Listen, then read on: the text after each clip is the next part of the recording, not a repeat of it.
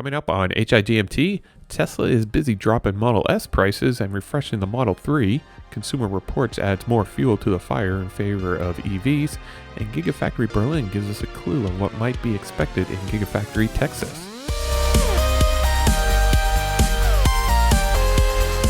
Welcome to How I Got My Tesla, the podcast of indeterminate length for Saturday, October 17th, 2020, episode 12. In Ottawa, Ontario, I'm Matt Wilson. Let's start off with a few Tesla things you should know. It would appear that Tesla has indeed dropped their price for the Model S by $3,000 for the Long Range Plus and Performance versions. Earlier this year, Tesla dropped the price of the Model S Long Range Plus by $5,000. Although no reason given for the price reductions, Tesla might be looking to boost sales of their electric sedan so that delivered vehicles for the Model S stabilizes. Currently, the Model S sales have been dropping each quarter since the Model 3 and Model Y went into production, which was to be expected since both appeal to a much greater audience. Purchasers can now rejoice knowing that Tesla has officially updated the Model 3 with many of the features found in the Model Y. Crossover features from the Model Y to the Model 3 include a more efficient heat pump, power liftgate, new center console, new wheels, chrome delete, heated steering wheel, auto-dimming mirrors, and range and acceleration increases.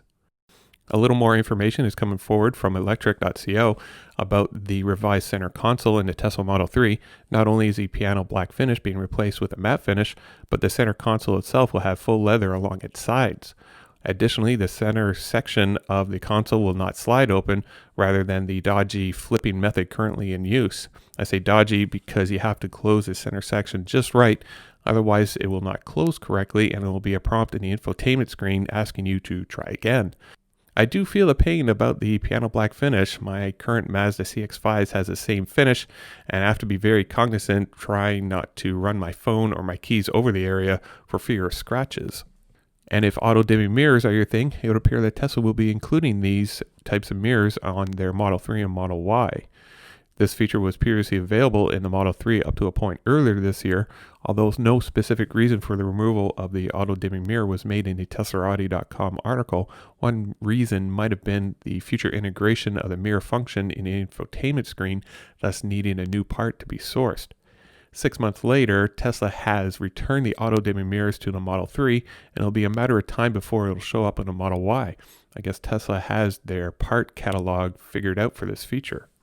Elon Musk took to Twitter quite a bit on October 8th, providing us some details on future features across their vehicle lineup. InsideEVs.com has a blow-by-blow account, including comments on the future rewrite of the full self-driving software, phantom braking, and his snake charger shown a number of years ago.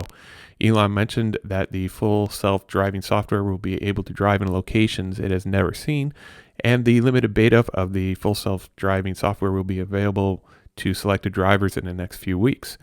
Included in the full self-driving, the phantom braking issue is hoped to be fixed prior to the release of the revised full self-driving software. The phantom braking issue has been an issue for many drivers where your vehicle suddenly slows down for no apparent reason. And finally, Elon is looking to move forward on the auto snake charger, but no date was provided. For those unaware of what I'm referring to, Tesla released a YouTube video of a snake-like charging cable that automatically will find the charge port on a Tesla and connect. Now, I suspect that if this were to be released, it would first show up in Tesla supercharging stations where charging convenience is a high priority for Tesla. And for those looking for more ammunition against a vehicle with an internal combustion engine, you can look towards the numbers provided by driving.ca and Consumer Reports. In terms of expected costs for maintenance and repairs per mile, an electric vehicle is 57% less expensive over an internal combustion engine and 43% less expensive over a plug-in hybrid. Now, if you expect to keep your Tesla Model 3 for about 200,000 miles, you'll save around $17,000 over a typically equipped BMW 300i. Now, I do realize that comparing a Tesla Model 3 against a BMW 300i might not be a fair comparison, especially if a BMW is not typically in your budget. It'll be very interesting to see the comparative numbers when Tesla releases their $25,000 vehicle in the near future. I'll also include a link to a more extensive breakdown to the Consumer Reports finding from cleantechnica.com. Well, according to Sandy Monroe, the production hell felt by Tesla with the production and launch of the Tesla Model 3 back in 2018 may not have been all bad after all. In the TSLA.com article, Sandy mentioned that Tesla may be 10 years ahead of their competition in the EV space, thanks in large part to the lessons learned during production hell and Tesla's ability to make changes to the vehicles on the fly rather than waiting for a model refresh the following year. By making small incremental changes to the production and feature set of Tesla's fleet, it makes the product more desirable for prospective purchasers.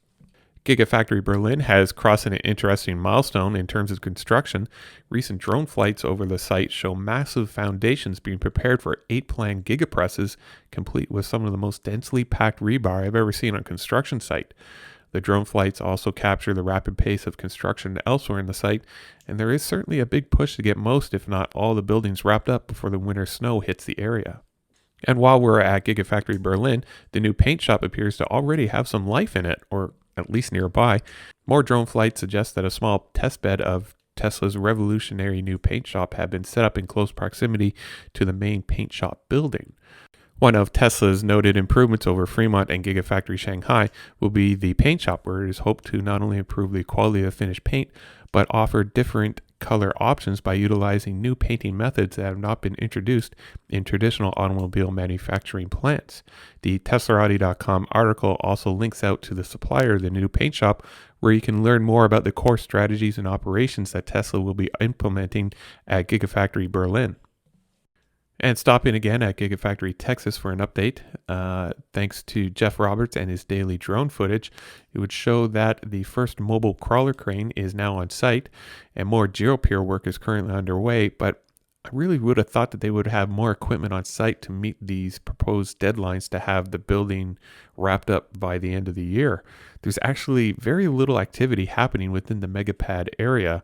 There are ongoing preparations to the east of the megapad area, but I'm not exactly sure what this space is going to be used for. And that should pretty much do it for episode 12 this week. Something that I did notice when I was setting up my second factor authentication with my Tesla account, I didn't realize this at the time, but I actually have a referral program code for people to use. So if you find these podcasts, short as they may be, to be of any value to you, I invite you to use my referral program code, which is at ts.la/Matthew40942, and I'll leave this referral program link in the show notes below. And if you were to use this code, it looks like, according to Tesla's website, it would be good for 1,000 free supercharger miles. So if you don't have a code to use and you want to help me out a little bit towards my Tesla, feel free to use my program code. Again, it is at ts.la/Matthew40942. So hashtag for this episode, let's try hashtag Model 3 refresh. And the overall hashtag for this podcast is hashtag HIGMT. And if you have any feedback for me, feel free to throw me an email at howigotmytesla@gmail.com. You can always watch my progress towards a Tesla by visiting howigotmytesla.com. You can also follow me on Twitter and Instagram, simply searching for How I Got My Tesla. So thank you for listening. This podcast is produced by Matt Wilson and hosted by Squarespace. Music for this episode is Cascade by Cubby.